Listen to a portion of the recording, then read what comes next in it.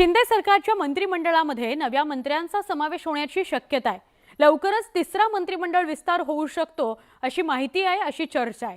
यामध्ये तिन्ही पक्षांना समान मंत्रिपद मिळणार असल्याचं बोललं जात आहे। या मंत्रिमंडळ विस्तारामध्ये कुणाकुणाला संधी मिळू शकते याविषयी चर्चाही सुरू झालेली आहे। पाहूयात स्पेशल रिपोर्ट। राज्यातील शिंदे सरकारचा लवकरच तिसरा मंत्रिमंडळ विस्तार होणार असल्याची राजकीय वर्तुळात चर्चा सुरू झाली आहे। खरं तर पावसाळी अधिवेशनापूर्वीच हा मंत्रिमंडळ विस्तार होणार असल्याचं सत्ताधाऱ्यांकडून सांगण्यात आलं होतं, पण अधिवेशनाच्या पूर्वी मंत्रिमंडळ विस्तार काही झालाच नाही। आता पावसाळी अधिवेशनाच्या नंतर विस्तार होणार असल्याचं सांगितलं जात आहे। पालकमंत्री आणि मंत्रिमंडळ विस्तार, कारण आता अनेक जिल्ह्यात शासकीय ध्वजारोहणासाठी पालकमंत्री नसतात। मला हे बघा असं आहे की लवकरात लवकर मंत्रिमंडळाचा विस्तार होईल आणि पालकमंत्रीपदे सुद्धा वाटली जातील याची मला खात्री आहे। आगामी मंत्रिमंडळ विस्तारात सत्ता वाटपाचा फॉर्म्युला ठरल्याचंही सूत्रांचं म्हणणं आहे। 6 कॅबिनेट आणि 6 राज्यमंत्री अशा एकूण 12 मंत्रिपदावर नियुक्ती केली जाणार आहे। यामध्ये सत्ताधारी तिन्ही घटक पक्षांना समसमान मंत्रिपदं दिली जातील असं बोललं जातं, तर 2 मंत्रिपदं रिक्त ठेवली जाऊ शकतात। राज्यात पुन्हा एकदा शपथविधी होण्याची शक्यता वर्तवली जाते। शिंदे फडणवीस सरकारचा चौथा, शिंदे फडणवीस आणि पवार सरकारचा दुसरा शपथविधी ऑगस्ट महिन्याच्या दुसऱ्या आठवड्यात केला जाईल अशी शक्यता वर्तवली जाते। पण असं होत असलं तरी 2 मंत्रिपदे जी आहेत ते रिक्त ठेवली जाणार आहेत। यामुळेच आता राजकीय वातावरण तापलेलं आहे, कारण का शिंदे फडणवीस पवार सरकारमध्ये इतर कोणत्या पक्षातील आमदार पुन्हा प्रवेश करतील का आणि त्याच आमदारांना ही मंत्रिपदे दिली जातील का, यावरून आता जोरदार चर्चा रंगू लागली आहे। खरं तर सत्ताधारी भाजप आणि शिंदेंच्या नेतृत्वाखालील इच्छुक आमदार गेल्या अनेक महिन्यांपासून मंत्रिमंडळ विस्ताराकडे डोळे लावून बसलेत। मात्र काही दिवसांपूर्वी अजित पवार यांनी थेट सरकारमध्ये एंट्री घेतली, त्यामुळे नुकत्याच झालेल्या मंत्रिमंडळ विस्तारात भाजप आणि शिवसेनेच्या इच्छुकांना संधीच मिळाली नाही। पण आता पुन्हा एकदा मंत्रिमंडळ विस्ताराची चर्चा सुरू झाल्यानं इच्छुकांच्या आशा पुन्हा पल्लवित झाल्या आहेत। अजित मांढरे, न्यूज 18 लोकमत, मुंबई। अजित पवार भाजपसोबत सत्तेत सहभागी झाल्यानंतर आता भाजपनं शिवसेना आणि राष्ट्रवादी काँग्रेससह निवडणुका जिंकण्याची तयारी केली आहे। त्याच अनुषंगाने भाजप प्रदेशाध्यक्ष चंद्रशेखर बावनकुळे यांनी उपमुख्यमंत्री अजित पवार भाजपचा प्रचार करतील असा दावा केला होता। पण आता बावनकुळेंच्या या दाव्यावर राष्ट्रवादी काँग्रेसने जोरदार पलटवार केला। त्यामुळे सत्तेत सहभागी असलेले मित्रपक्षाचे नेतेच एकमेकांना चिमटे काढतायत हे बघायला मिळालं। भाजपचा प्रचार, राष्ट्रवादीचा नकार। अजितदादा भाजपचा प्रचार करणार। भाजप प्रदेशाध्यक्ष बावनकुळेंचा दावा। बावनकुळे पंडित बनले, भुजबळांचा पलटवार। भाजपनं आगामी निवडणुकांची जोरदार तयारी सुरू केली आहे। शिंदेची शिवसेना, अजित पवारांचा राष्ट्रवादी काँग्रेस पक्ष यांच्या मदतीनं लोकसभा आणि विधानसभा निवडणूक जिंकण्याची रणनीती आखली आहे। हे करताना अजित पवारही भाजपचा प्रचार करतील असं विधान भाजपचे प्रदेशाध्यक्ष चंद्रशेखर बावनकुळेंनी केलं। पण बावनकुळेंच्या या विधानाचा भुजबळांनी तिखट शब्दात समाचार घेतलाय। चंद्रशेखर बावनकुळे कधीपासून पंडित झालेत असा सवाल करत भुजबळांनी बावनकुळेंचा दावा फेटाळून लावलाय। बावनकुळ्यांना जे आहे आता सगळंच काय पुढचं दिसतंय काय। बावनकुळे पंडित कधीपासून झाले मला काही कळत नाही काय। अजितदादा पवार हे राष्ट्रवादी काँग्रेस पक्षाचे नेते आहेत, उपमुख्यमंत्री आहेत आणि ते राष्ट्रवादी काँग्रेस पक्षाचा प्रचार करणार। अजित पवारांसह राष्ट्रवादी बहुतांश आमदारांशी शिंदे फडणवीस सरकारमध्ये सहभागी झाले, त्यामुळे भाजप आणि राष्ट्रवादीतले मतभेद दूर झाल्याचं वाटत होतं। पण भुजबळांच्या विधानानं अजित पवार गट सत्तेत असूनही भाजपपासून 2 हात लांब राहतोय की काय असा संशय आहे। पण बावनकुळेंनी मात्र पुन्हा एकदा त्यांच्या विधानाचा पुनरुच्चार करत भुजबळांचा संभ्रम दूर करण्याचा प्रयत्न केला।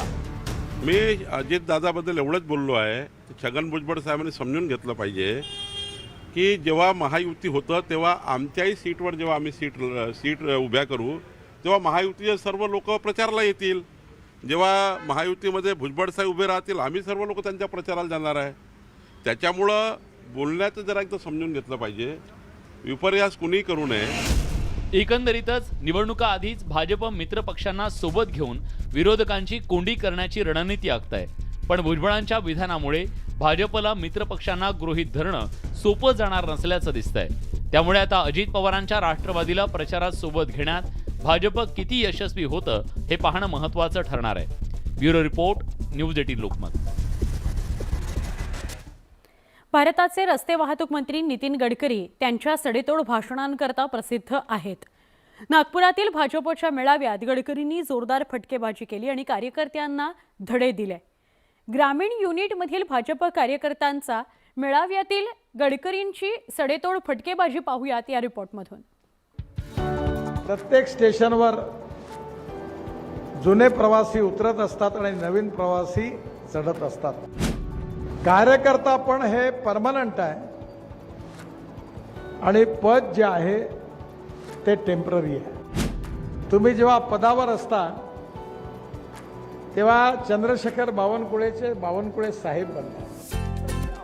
केंद्रीय रस्ते वाहतूक मंत्री नितीन गडकरी यांची ही फटकेबाजी. भाजप कार्यकर्त्यांचा मेळावा नागपुरात पार पडला. यात नितीन गडकरी यांनी त्यांच्या खास शैलीत कार्यकर्त्यांना धडे दिले. कार्यकर्त्यांच्या मधूनच नेता तयार होतो, त्यामुळे प्रत्येक कार्यकर्त्याला नेता बनण्याची इच्छा असणं स्वाभाविक आहे. अशाच कार्यकर्त्यांना गडकरी यांनी थेट रेल्वे एक्सप्रेसचं उदाहरण दिलं. एक संघटना जी असते ती रेल्वेच्या एक्सप्रेस गाडीसारखी असते. त्यामध्ये रिझर्वेशन असतं, पण नागपूरहून दिल्लीपर्यंत जायचं असेल तर काही प्रवासी भोपाळला उतरतात आणि भोपाळला नवीन चढतात. प्रत्येक स्टेशनवर जुने प्रवासी उतरत असतात आणि नवीन प्रवासी चढत असतात. एखादे आनंदराव ठवरे सारखे कार्यकर्ते आहेत की ते जातात आणि वापस येतात, पण गाडीत काही सोडत नाही. सर्वप्रथम कार्यकर्त्यांना जबाबदारीचं महत्त्व सांगताना गडकरी यांनी त्यांच्या खास स्टाईलनं मार्गदर्शन केलं. की आपल्याला जेव्हा जबाबदारी मिळते ती आपण प्रामाणिकपणे जबाबदारी निभवली पाहिजे. मी नेहमी एकदा अचानकपणे माझ्या भाषणात बोलून गेलो, पण ती गोष्ट मी पण लक्षात ठेवतो आणि अनेक लोकांनी लक्षात ठेवली आहे की अध्यक्ष माजी अध्यक्ष होतो, आमदार माजी आमदार होतो, खासदार माजी खासदार होतो, पण कार्यकर्ता कधी माजी कार्यकर्ता होत नाही. कार्यकर्ता पण हे परमनंट आहे आणि पद जे आहे ते टेम्पररी आहे. सन्मान आणि प्रतिष्ठा मिळतो. नेता कार्यकर्ता यांची वैशिष्ट्य सांगताना गडकरींनी मतदारांच्या बदललेल्या मानसिकतेबद्दल कार्यकर्त्यांना मार्गदर्शन केलं. तसंच चंद्रशेखर बावनकुळे यांचंही गडकरींनी भरभरून कौतुक केलं. बऱ्याच दिवसाचे उन्हाळे पावसाळे बघण्याची संधी तुमच्यापैकी अनेक कार्यकर्त्यांना मिळाली, मलाही मिळाली. आणि माझ्या एक गोष्ट लक्षात आली की जनता जशी कार्यकर्ते हुशार आहेत तशी जनताही हुशार आहे. तिचं प्रेम वेळ प्रसंग पाहून पदावर असतं. तुम्ही जेव्हा पदावर असता तेव्हा चंद्रशेखर बावनकुळेचे बावनकुळे साहेब बनतात. लोक हुशार आहेत. जेव्हा आम्ही मंत्री बनतो तेव्हा येणारी हजारो लोक जी असतात त्यातली काही लोक ही आपल्यावर प्रेम करणारी पण असतात, पण कार्यकर्त्यांच्या हृदयामध्ये जे स्थान प्राप्त होईल ते मात्र कधीच नष्ट होऊ शकत नाही.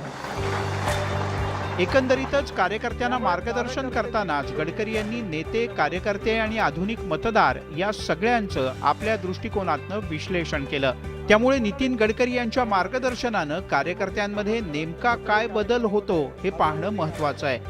Bureau report, news 18 Lokmat.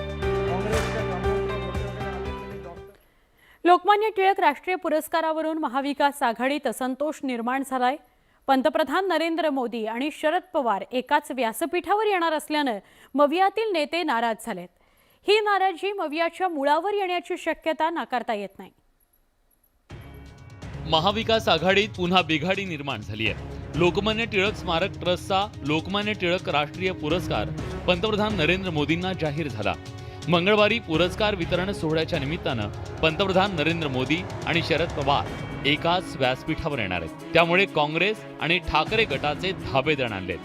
धास्तावलेल्या काँग्रेसचे नेते या विषयावर राहुल गांधींसोबत चर्चा करणार आहेत, तर ठाकरे गटामध्येही या विषयावरून अस्वस्थता निर्माण झाली आहे. कोणी निमंत्रण दिलं, कोण कार्यक्रमाला उपस्थित राहणार आहे, तर प्रोटोकॉलप्रमाणे मुख्यमंत्री उपमुख्यमंत्री राहणार. आता आमंत्रण दिलं असेल ते खरं असेल तर ते राहतील, जी मंडळी दिली असेल. कुणी कार्यक्रमाला जावं याबद्दल माझं काही मत नाही. कुणी उपस्थित राहील त्यांचा वैयक्तिक प्रश्न. महाविकास आघाडीत निर्माण झालेल्या तिढ्यावरून सत्ताधाऱ्यांनी विरोधकांना टोले लगावण्याची आयती संधी साधून घेतली. शरद पवार नेहमीच उपस्थित असतात मोदी साहेबांच्या कार्यक्रमाला. शरद पवारचा राष्ट्रवादी पक्ष हा त्यांचा आहे. त्यांनी कुठं जावं कुठं नाही जावं हे महाविकास आघाडी ठरवू शकत नाही. महाविकास आघाडीतील घटक पक्षांमध्ये अविश्वास निर्माण झाल्यानं आमदार रोहित पवारांनी किल्ला लढवला. राज्यातील सत्ता नाट्याच्या आधीच हा पुरस्कार जाहीर झाला होता, याकडे रोहित पवारांनी लक्ष वेधलं. हा एका संस्थेनं आयोजित केलेला कार्यक्रम असल्यानं त्याकडे राजकीय दृष्टिकोनातून पाहू नये असं आवाहन रोहित पवारांनी केलं. आदरणीय पवार साहेब उद्या एकाच व्यासपीठावर ज्या ठिकाणी आदरणीय मोदी साहेब येतात ते जर गेले तर मला असं वाटतं की कुणी त्याच्यामध्ये राजकीय दृष्टिकोनातून बघू नये. पवार साहेबांचा आजपर्यंतचा जो काही राजकीय सामाजिक प्रवास बघितला तर कधीही त्यांनी समाजकारण आणि राजकारण याला मिक्स केलेलं नाही. भारतीय असंतोषाचे जनक म्हणून लोकमान्य टिळक यांच्याकडे पाहिलं जातं. मात्र आता त्यांच्या नावानं देण्यात येणाऱ्या पुरस्कारावरून महाविकास आघाडीत असंतोष निर्माण झालाय असं म्हटलं तर अतिशयोक्ती ठरणार नाही. विनोद राठोडसह उदय जाधव, न्यूज 18 लोकमत, मुंबई. पालघरजवळ जयपूर सुपरफास्ट एक्सप्रेसमध्ये आरपीएफच्या हवालदारानं गोळीबार केल्याची धक्कादायक घटना घडली आहे. जयपूर एक्सप्रेसच्या B5S6 आणि पॅन्ट्री कारमध्ये आरपीएफचा हवालदार चेतन सिंह याने गोळीबार केला. या घटनेत एका पोलिसासह 3 प्रवाशांचा मृत्यू झालाय. धावत्या रेल्वेत बेछूट गोळीबार, आरपीएफ जवानाकडून गोळीबार. गोळीबारात ASI सह 4घांचा मृत्यू. सोमवारी पहाटे गोळीबाराच्या आवाजानं जयपूर मुंबई एक्सप्रेस हादरून गेली. रेल्वेतील प्रवासी गाढ झोपेत असताना गोळीबाराची ही घटना घडली. पहाटे 5:30 वाजण्याच्या सुमारास आरपीएफ जवान चेतन कुमार यानं सहाय्यक पोलीस निरीक्षक टिकाराम मीणा यांना गोळी झाडून ठार केलं. रेल्वेच्या B5 बोगीत ही गोळीबाराची घटना घडली आहे. आरोपी ने अपनी सर्विस राइफल AK-47 से फायरिंग की थी. यानी आप समझ सकते हैं कि चलती ट्रेन में AK-47 से फायरिंग हो रही है. टिकाराम मीणा यांना ठार केल्यानंतर आरोपी चेतन कुमार रेल्वे डब्यातील प्रवाशांकडे वळला. त्यानं B4 आणि S6 या डब्यातील प्रवाशांना गोळीचा निशाणा बनवलं. आरोपीनं केलेल्या गोळीबारात ASI मीणा यांच्यासह 4 जण ठार झाले. आरोपी ने सारे विक्टिम्स का पीछा किया. पीछा करने के बाद वो वहां तक पहुंचता है और पहुंचने के बाद अपनी सरकारी राइफल AK-40 और AK-47 से ताबड़तोड़ फायरिंग करता है.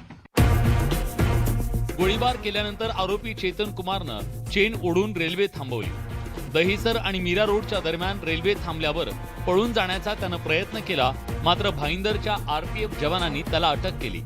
चेतन सिंग याला ताब्यात घेण्यात आलेलं आहे. त्याच्याकडे चौकशी सुरू आहे. चेतन सिंग बरोबर जे एक कर्मचाऱ्याचा आता मृत्यू झाला, उरलेले 2 कर्मचारी आहेत त्यांच्याकडे चौकशी सुरू आहे. जे पॅन्ट्रीमधले जे कर्मचारी होते किंवा रेल्वेचे इतर कर्मचारी होते त्यांच्याकडे चौकशी सुरू आहे. आरोपी चेतन कुमार आरपीएफच्या एस्कॉर्ट पथकात तैनात होता. त्यानं एकूण 12 राऊंड फायर केल्याचं बोललं जात आहे. खरं तर काही दिवसांपूर्वी त्याची गुजरातहून लोअर परळच्या आरपीएफ दलात बदली करण्यात आली होती. तो तापट स्वभावाचा असल्याचं पोलीस अधिकाऱ्यांनी सांगितलं. सहाय्यक पोलीस निरीक्षक टिकाराम मीणा यांच्याशी त्याचा वाद झाल्याचं बोललं जात आहे, पण त्यानं हे कृत्य का केलं हे अजून उघड झालं नाहीये. व्हिडिओ जर्नलिस्ट अरुण पेडणेकरसह प्रणाली कापसे, न्यूज 18 लोकमत, मुंबई. एक व्यक्ती आहे जो आपल्याकडच्या फटक्या नोटा घेतो आणि आपल्याला कोरी करकरीत 30 नोट देतो. तुम्हाला आश्चर्य वाटतंय, पण हे खरं आहे. बघणारा स्पेशल रिपोर्ट एका छोट्या ब्रेकनंतर.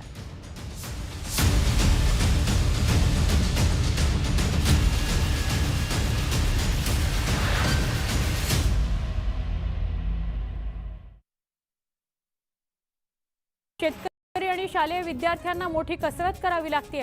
तात्काळ हा रस्ता दुरुस्त करण्यात यावा याकरता वयोवृद्ध नागरिक विद्यार्थी रस्त्यावरच उपोषणाकरता बसलेत. तब्बल 1 महिन्यापासून तहसील कार्यालयात हेलपाटे मारून देखील हा रस्ता होत नसल्यानं नागरिक संतप्त आहेत. जोपर्यंत रस्ता होणार नाही तोपर्यंत आमरण उपोषण सोडणार नाही असा इशारा ग्रामस्थांनी दिलाय. बीडमध्ये खड्ड्यांविरोधात आक्रमक झालेल्या मनसेनं तब्बल अर्धा तास रास्ता रोको केला. यावेळी पोलीस आणि मनसे कार्यकर्त्यांमध्ये झटापट झाली. खड्डे न बुजवल्यास तीव्र आंदोलनाचा इशारा देण्यात आलाय. सोलापूरच्या बार्शीत गावठाण जमिनीवर पानगाव ग्रामस्थांनी रास्ता रोको केला. इथल्या गायरान जमिनीवर राहणाऱ्या नागरिकांना अतिक्रमण काढण्याच्या नोटिसा बजावण्यात आल्या. त्या विरोधात हे आंदोलन करण्यात आलंय. अतिवृष्टीनं शेतीचं नुकसान झालंय. अनेकांचे संसार उद्ध्वस्त झालेत. पण शेतकऱ्यांच्या दारी सरकारी मदत पोहोचली नाही. त्या विरोधात यवतमाळमध्ये मनसे कार्यकर्त्यांनी जिल्हाधिकारी कार्यालयावर मोर्चा काढला. धाराशिव शहरातील प्रभाग क्रमांक 4 आणि 5 मध्ये रस्ते नाले नसल्यानं स्थानिकांना मोठा त्रास सहन करावा लागतोय. या विरोधात संतप्त नागरिकांनी नगरपरिषद कार्यालयावर धडक मोर्चा काढला.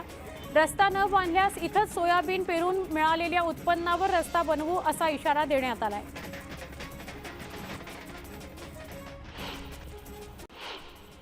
संभाजी भिडेंनी फुलेंविरोधात केलेल्या वक्तव्याच्या निषेधार्थ बीडमध्ये समता परिषद आक्रमक झाली. शहरातील महात्मा फुले यांच्या पुतळ्यासमोर भिडे यांचा निषेध करण्यात आला. भिडेंवर गुन्हा दाखल करा, त्यांना अटक करा अशी मागणी करण्यात आली.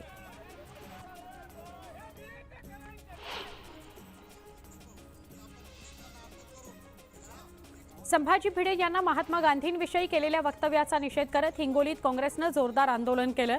यावेळी संभाजी भिडे यांच्या पोस्टरला चपला मारून निषेध करण्यात आला.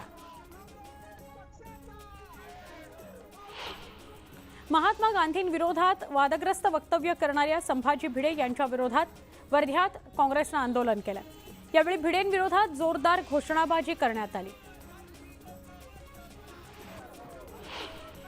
संभाजी भिडेंविरोधात राज्यभरात सुरू असलेल्या आंदोलनाला उत्तर देण्याकरता मालेगावात शिवप्रतिष्ठानकडून धरणं आंदोलन करण्यात आलं. यावेळी संतप्त कार्यकर्त्यांनी काँग्रेस विरोधात घोषणाबाजी केली.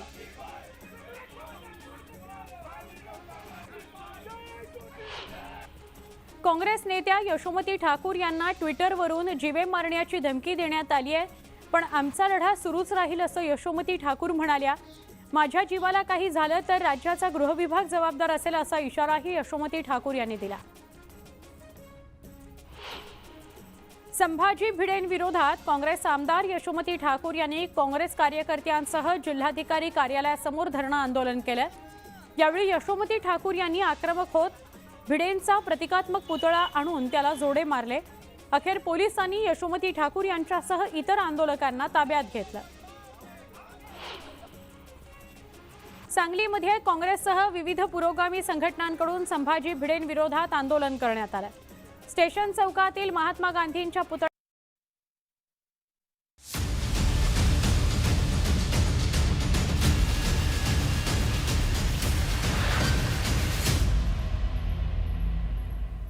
विशेषमध्ये पुन्हा एकदा स्वागत.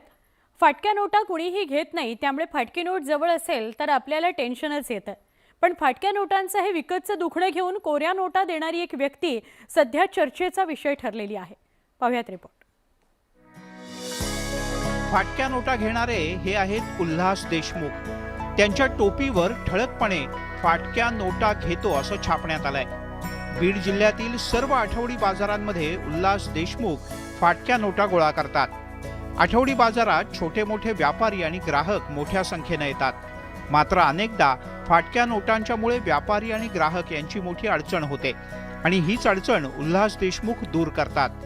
फाटकी नोट घेतल्यामुळे स्वखुशीनं उल्हास देशमुख यांना कमिशन सुद्धा दिलं जातं आणि त्याचवरती त्यांचा संसार चालतो. पावसात भिजलेल्या, जळालेल्या व जीर्ण झालेल्या नोटा माझ्याकडे येतात. त्या नोटा मी व्यवस्थित त्यांना किंमत लोक फेकून देतात, ते मी चलनात आणतो व त्यांना योग्य किंमत देतो. त्यामुळे मला शेतकरी वर्ग, व्यापारी वर्ग एक 10 रुपयाचे मला कमिशन देऊन मी त्या नोटा घेतो. पावसात भिजलेल्या आणि उंदरांनी कुरतडलेल्या नोटा बँका घ्यायला तयार नसतात. त्यामुळे व्यापारी सुद्धा उल्हास देशमुख यांची वाट पाहत असतात. फाटक्या नोटातून लोकांच्या व्यवहारामध्ये न येणारे जे पैसे येतं ते चलनामध्ये आणण्याचं काम तो व्यक्ती जवळपास 10-15 वर्षापासून करत आहे. आणि त्या पद्धतीने लोकांचा जो फायदा होतो, जे नुकसान झालेल्या वस्तू तो फायदा करून देतो. हे धंद्याचे स्टेशनरी धंद्याचे नोट आहे 10-20 रुपये आलेले. बँकेवाले घेतात का? नाही घेत, बँकेला घेत नाही. मग आता नेमकं कोणाकडे हे करावं लागतं तुम्हाला? ती फाटलेली नोटा येते नाही, हमेशा येते 15 दिवसाला, महिन्याला, तर ते सासून ठेवून यांना द्यावं लागतं. खराब झालेल्या नोटा कोणीच स्वीकारत नाही. अशा वेळेला सगळ्यांनाच उल्हास देशमुख यांचीच आठवण येते. बाजारामध्ये फाटक्या नोटा घेणारा जे येते ते आमच्या फाटक्या तुटक्या नोटा आमच्याकडे बऱ्याच असतात आणि त्या बँकेत पण घेत नाही, दुकानदार घेत नाही. देशाच्या चलनाची सगळ्यांनी काळजी घेणं गरजेचं आहे आणि त्यासाठीच उल्हास देशमुख यांचं हे अनोखं कार्य जिल्ह्यात चर्चेचा विषय ठरलाय. सुरेश जाधव, न्यूज 18 लोकमत, बीड. या आणि अशा सगळ्या स्पेशल रिपोर्टसह आज इथेच थांबतोय. विशेषमध्ये इथेच थांबणार आहोत. काही क्षणात पुन्हा भेटूया ताज्या घडामोडींसह. पहा फक्त न्यूज 18 लोकमत.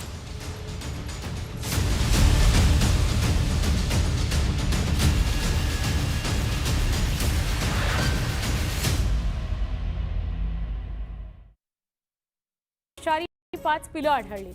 सर्पमित्रानं ती शिताफीनं पकडली आणि सगळ्यांनी सुटकेचा श्वास घेतला.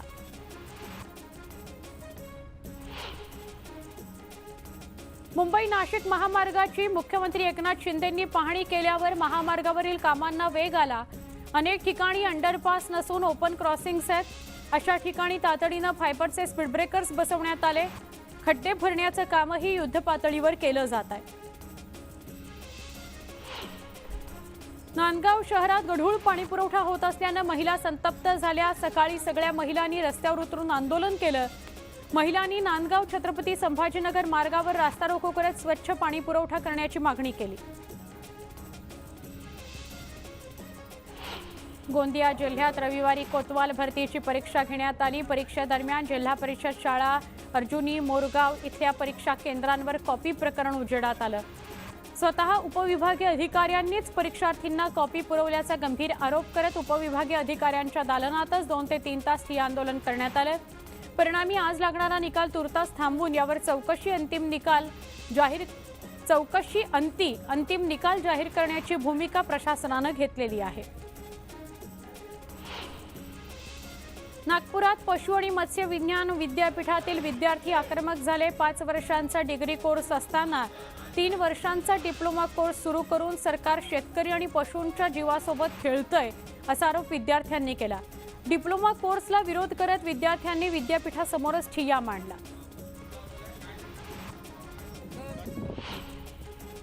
बीडच्या आष्टी तालुक्यातील टाकळी अमिया ते नांदा हा रस्ता ठिकठिकाणी खोदलाय.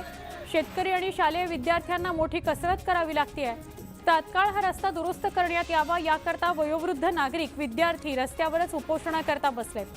तब्बल 1 महिन्यापासून तहसील कार्यालयात हेलपाटे मारून देखील हा रस्ता होत नसल्यानं नागरिक संतप्त आहेत. जोपर्यंत रस्ता होणार नाही तोपर्यंत आमरण उपोषण सोडणार नाही असा इशारा ग्रामस्थांनी दिलाय. बीडमध्ये खड्ड्यांविरोधात आक्रमक झालेल्या मनसेनं तब्बल अर्धा तास रास्ता रोको केला. यावेळी पोलीस आणि मनसे कार्यकर्त्यांमध्ये झटापट झाली. खड्डे न बुजवल्यास तीव्र आंदोलनाचा इशारा देण्यात आलाय. होयात सविस्तर. लोकमान्य टिळक राष्ट्रीय पुरस्कार सोहळ्यासाठी पंतप्रधान नरेंद्र मोदी उद्याला पुण्याच्या दौऱ्यावर आहेत. पंतप्रधान मोदी यांच्या दौऱ्याच्या निमित्तानं पुण्यात जय्यत तयारी जिल्हा प्रशासनाकडून करण्यात आली आहे. याशिवाय पुणे शहरातील वाहतुकीत काही बदल करण्यात आले आहेत. यावर्षीचा लोकमान्य टिळक पुरस्कार पंतप्रधान नरेंद्र मोदी यांना जाहीर करण्यात आला आहे. हा पुरस्कार स्वीकारण्यासाठी पंतप्रधान मोदी पुण्यात येतील.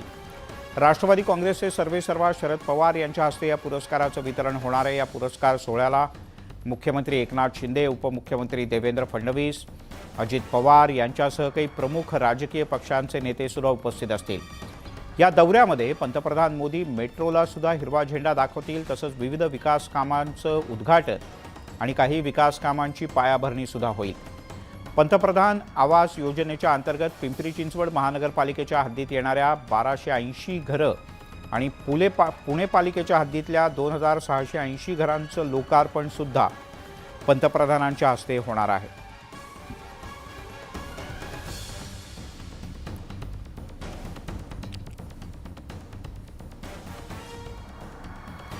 पंतप्रधान मोदी यांचा दौरा हा कसा असेल त्यावर एक धावती नजर टाकूयात. सकाळी 10:30 वाजता पंतप्रधानांचं पुणे विमानतळावर आगमन होईल. सकाळी 10:45 एका हेलिकॉप्टरनं ते शिवाजीनगरपर्यंत प्रवास करतील. सकाळी 11 वाजता श्रीमंत दगडूशेठ हलवाई गणपतीचं दर्शन घेतील, पूजा करतील. सकाळी 11:45 वाजता लोकमान्य टिळक राष्ट्रीय पुरस्काराच्या वितरणाचा कार्यक्रम असेल. दुपारी 12:45 मेट्रोच्या विस्तारित मार्गाला ते हिरवा झेंडा दाखवतील.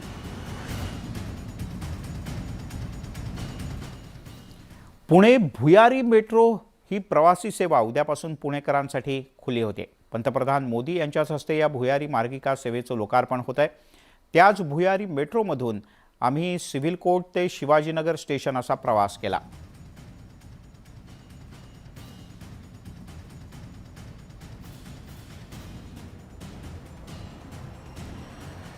पुणे मेट्रोचे दर कसे आहेत ते आपण पाहतोय. पिंपरी चिंचवड ते सिव्हिल कोर्ट 30 रुपये दर असणार आहे. वनाज ते रुबी हॉल 25 रुपये. पुढे पिंपरी चिंचवड ते सिव्हिल कोर्ट 30 रुपये तिकीट असेल. वनाज ते पिंपरी चिंचवड 35 रुपये तिकीट असेल. रुबी हॉल ते पिंपरी चिंचवड 30 रुपये तिकीट असेल. वनाज ते डेक्कन जिमखाना किंवा संभाजी उद्यान हे 20 रुपये तिकीट असेल. वनाज ते शिवाजीनगर आणि सिव्हिल कोर्ट रेल्वे स्टेशनपर्यंत 25 रुपये तिकीट असेल. तर रुबी हॉल ते शिवाजीनगर फक्त 15 रुपयात तुम्हाला प्रवास करता येऊ शकतो. रुबी हॉल ते डेक्कन जिमखाना हा सुद्धा अतिशय महत्त्वाचा असा रूट आहे. याचं तिकीट असणार 20 रुपये.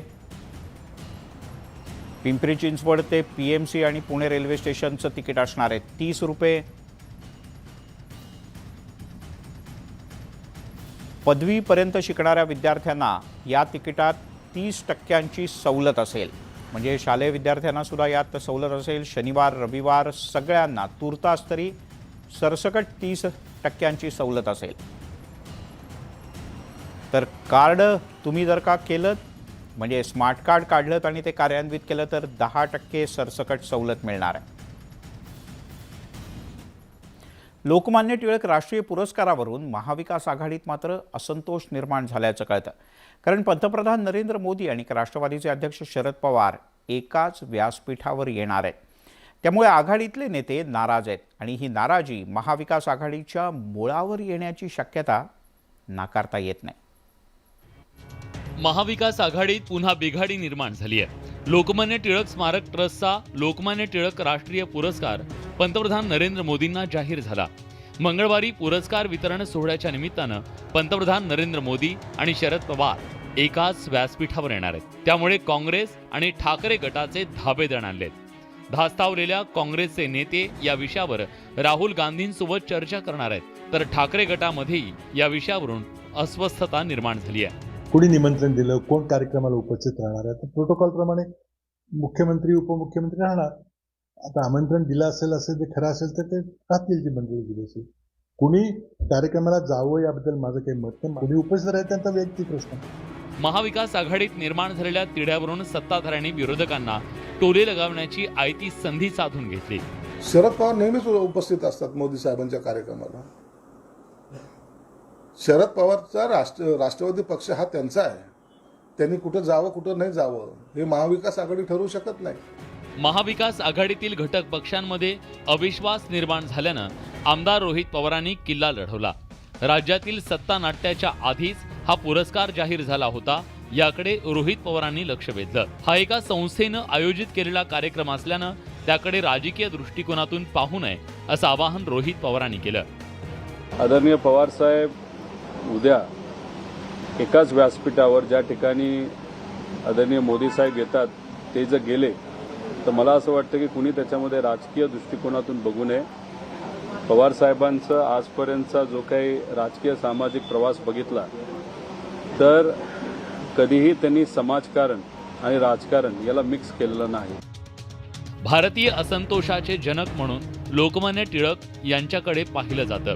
मात्र आता त्यांच्या नावानं देण्यात येणाऱ्या पुरस्कारावरून महाविकास आघाडीत असंतोष निर्माण झालाय असं म्हटलं तर अतिशयोक्ती ठरणार नाही.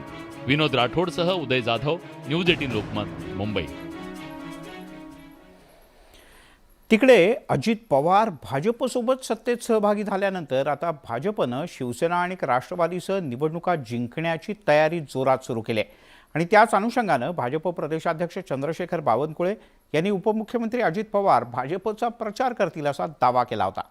पण आता बावनकुळे यांच्या या वक्तव्यावर राष्ट्रवादीने पलटवार केला आहे. त्यामुळे सत्तेत सहभागी असलेले मित्रपक्षाचे नेतेच एकमेकांना मस्त चिमटे काढत असल्याचं पाहायला मिळत आहे. बावनकुळ्यांना जे आहे आता सगळंच काय पुढचं दिसतंय. काय बावनकुळे पंडित कधीपासून झाले मला काही कळत नाही. अजितदादा पवार हे राष्ट्रवादी काँग्रेस पक्षाचे नेते आहेत, उपमुख्यमंत्री आहेत आणि ते राष्ट्रवादी काँग्रेस पक्षाचा प्रचार करणार. अजितदादाबद्दल एवढंच बोललो आहे की छगन भुजबळ साहेबांनी समजून घेतलं पाहिजे की जेव्हा महायुती होतं तेव्हा आमच्याही सीटवर जेव्हा आम्ही सीट उभ्या करू तेव्हा महायुतीचे सर्व लोक प्रचाराला येतील. जेव्हा महायुतीमध्ये भुजबळ साहेब उभे राहतील आम्ही सर्व लोक त्यांच्या प्रचाराला जाणार आहे. त्याच्यामुळं बोलण्याचं जरा एकदा समजून घेतलं पाहिजे. विपर्यास कुणीही करू नये. तिकडे राज्य मंत्रिमंडळाच्या विस्ताराची राज्यात पुन्हा चर्चा सुरू झाली. पावसाळी अधिवेशनाच्या पूर्वी हा मंत्रिमंडळाचा विस्तार होणार होता असं सत्ताधाऱ्यांच्याकडून ठामपणे सांगण्यात आलं होतं. मात्र आता हा विस्तार अधिवेशनाच्या आधी झाला नाही तर कदाचित अधिवेशनाच्या नंतर होईल असं सूत्र ठामपणे सांगू लागलेत. राज्यातील शिंदे सरकारचा लवकरच तिसरा मंत्रिमंडळ विस्तार होणार असल्याची राजकीय वर्तुळात चर्चा सुरू झाली आहे. खरं तर पावसाळी अधिवेशनापूर्वीच हा मंत्रिमंडळ विस्तार होणार असल्याचं सत्ताधाऱ्यांकडून सांगण्यात आलं होतं. पण अधिवेशनाच्या पूर्वी मंत्रिमंडळ विस्तार काही झालाच नाही. आता पावसाळी अधिवेशनाच्या नंतर विस्तार होणार असल्याचं सांगितलं जात आहे. पालकमंत्री आणि मंत्रिमंडळ विस्तार, कारण आता अनेक जिल्ह्यात शासकीय ध्वजारोहणासाठी पालकमंत्री नसतात. मला हे बघा असं आहे की लवकरात लवकर मंत्रिमंडळाचा विस्तार होईल आणि पालकमंत्रीपदे सुद्धा वाटली जातील याची मला खात्री आहे. आगामी मंत्रिमंडळ विस्तारात सत्ता वाटपाचा फॉर्म्युला ठरल्याचंही सूत्रांचं म्हणणं आहे. 6 कॅबिनेट आणि 6 राज्यमंत्री अशा एकूण 12 मंत्रिपदावर नियुक्ती केली जाणार आहे. यामध्ये सत्ताधारी तिन्ही घटक पक्षांना समसमान मंत्रिपदं दिली जातील असं बोललं जातं, तर 2 मंत्रिपदं रिक्त ठेवली जाऊ शकतात. राज्यात पुन्हा एकदा शपथविधी होण्याची शक्यता वर्तवली जाते.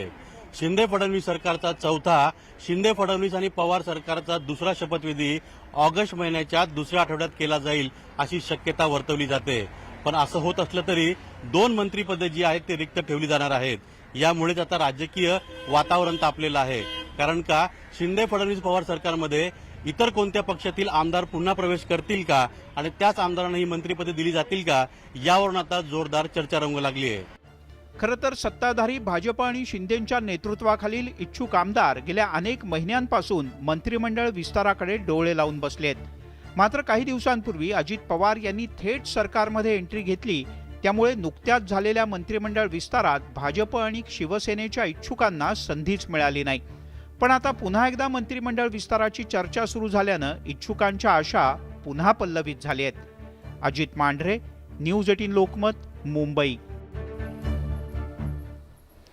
आदित्य ठाकरे आणि रोहित पवार महाराष्ट्राचा दौरा करणार असल्याची माहिती न्यूज 18 लोकमतला सूत्रांनी दिली.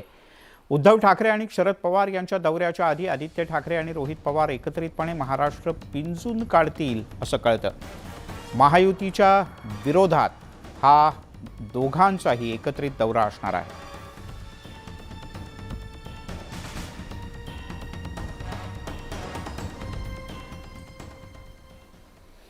वळूयात पुढच्या एका थरारक बातमीकडे. जयपूर मुंबई एक्सप्रेसमध्ये गोळीबाराची थरारक घटना घडली. चेतन कुमार नावाच्या RPF जवानानं आपल्या सहकारी पोलीस अधिकाऱ्यांसह 4 जणांना ठार केलंय. यामध्ये 3 रेल्वे प्रवाशांचाही समावेश आहे. या घटनेमुळे रेल्वे प्रवाशांच्या सुरक्षेचा प्रश्न ऐरणीवर आलाय. धावत्या रेल्वेत बेछूट गोळीबार, आरपीएफ जवानाकडून गोळीबार, गोळीबारात ASI सह 4घांचा मृत्यू. सोमवारी पहाटे गोळीबाराच्या आवाजानं जयपूर मुंबई एक्सप्रेस हादरून गेली. रेल्वेतील प्रवासी गाढ झोपेत असताना गोळीबाराची ही घटना घडली. पहाटे 5:30 वाजण्याच्या सुमारास आरपीएफ जवान चेतन कुमार यानं सहाय्यक पोलीस निरीक्षक टीकाराम मीणा यांना गोळी झाडून ठार केलं. रेल्वेच्या B5 बोगीत ही गोळीबाराची घटना घडली आहे. आरोपी ने अपनी सर्विस राइफल AK-47 से फायरिंग की थी, यानी आप समझ सकते हैं कि चलती ट्रेन में AK-47 से फायरिंग हो रही है. टीकाराम मीणा यांना ठार केल्यानंतर आरोपी चेतन कुमार रेल्वे डब्यातील प्रवाशांकडे वळला. त्यानं B4 आणि S6 या डब्यातील प्रवाशांना गोळीचा निशाणा बनवलं. आरोपीनं केलेल्या गोळीबारात ASI मीणा यांच्यासह 4 जण ठार झाले. आरोपी ने सारे विक्टिम्स का पीछा किया. पीछा करने के बाद वो वहां तक पहुंचता है और पहुंचने के बाद अपनी सरकारी राइफल AK-47 से ताबड़तोड़ फायरिंग करता है.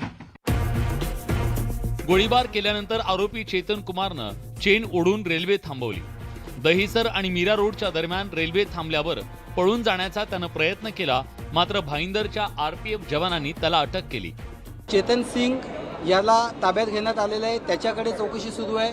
चेतन सिंग बरोबर जे एक कर्मचाऱ्याचा आता मृत्यू झाला, उरलेले 2 कर्मचारी आहेत त्यांच्याकडे चौकशी सुरू आहे. जे पॅन्ट्रीमधले जे कर्मचारी होते किंवा रेल्वेचे इतर कर्मचारी होते त्यांच्याकडे चौकशी सुरू आहे. आरोपी चेतन कुमार आरपीएफच्या एस्कॉर्ट पथकात तैनात होता. त्यानं एकूण 12 राऊंड फायर केल्याचं बोललं जात आहे. खरं तर काही दिवसांपूर्वी त्याची गुजरातहून लोअर परळच्या आरपीएफ दलात बदली करण्यात आली होती. तो तापट स्वभावाचा असल्याचं पोलीस अधिकाऱ्यांनी सांगितलं. सहाय्यक पोलीस निरीक्षक टीकाराम मीणा यांच्याशी त्याचा वाद झाल्याचं बोललं जात आहे. पण त्यानं हे कृत्य का केलं हे अजून उघड झालं नाहीये. व्हिडिओ जर्नलिस्ट अरुण पेडणेकरसह प्रणाली कापसे, न्यूज 18 लोकमत, मुंबई. तिकडे संभाजी भिडे यांच्या अडचणींमध्ये काहीशी वाढ झाली, कारण राजापेठ पोलिसांनी संभाजी भिडे यांना नोटीस बजावण्याचं ठरवलं आहे.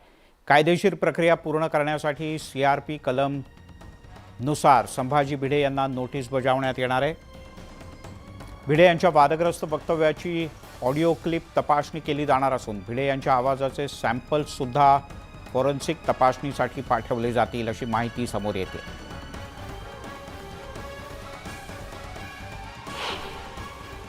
हा गुन्हा जो दाखल झालेला आहे, श्री संभाजी भिडे आणि इतर सर्व साथीदार यांना आता जे आहे कायदेशीर प्रक्रिया करण्यासाठी CRPCच्या 41 कलमप्रमाणे नोटिसेस बजावण्याचं काम सुरू करण्यात आलेलं आहे आणि लवकरच त्यांना नोटिसेस तामील होऊन पुढच्या तपासाच्या अनुषंगाने जे आहेत आमचे पोलीस स्टेशनचे अधिकारी कारवाई करीत आहेत. वळूयात पुढच्या काही बातम्यांकडे. डॉक्टर नरेंद्र दाभोलकर यांचं निर्घृण हत्याकांड महाराष्ट्रातली जनता अद्याप विसरलेली नाही. मात्र काही समाजकंटक आता तुमचा दाभोलकर करू अशी धमकी देऊ लागलेत. काँग्रेसच्या आमदार यशोमती ठाकूर यांना संभाजी भिडे समर्थकानं तुमचा दाभोलकर करू अशी धमकी दिली.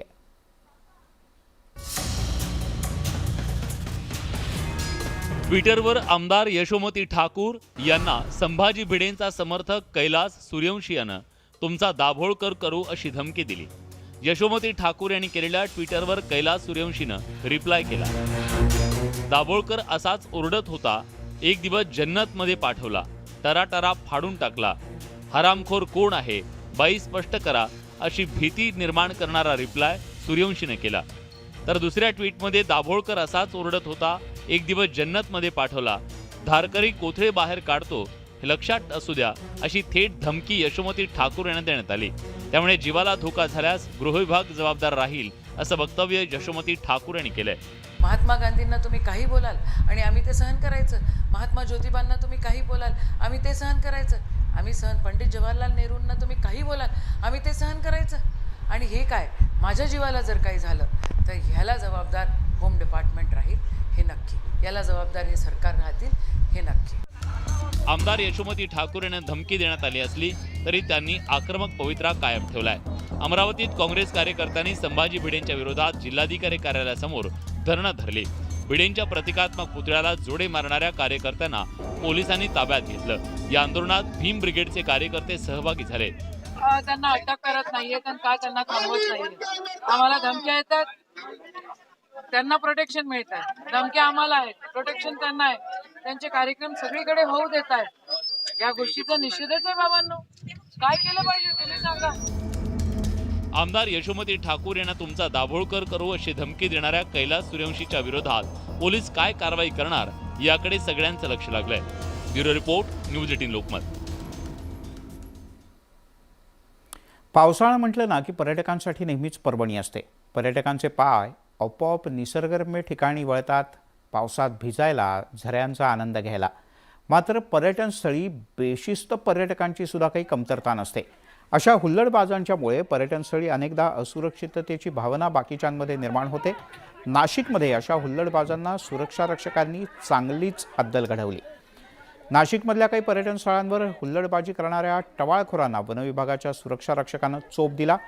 त्र्यंबकेश्वर घोटी मार्गावरच्या पाहिणे गावाजवळ दुपारी 4 वाजता ही घटना घडली.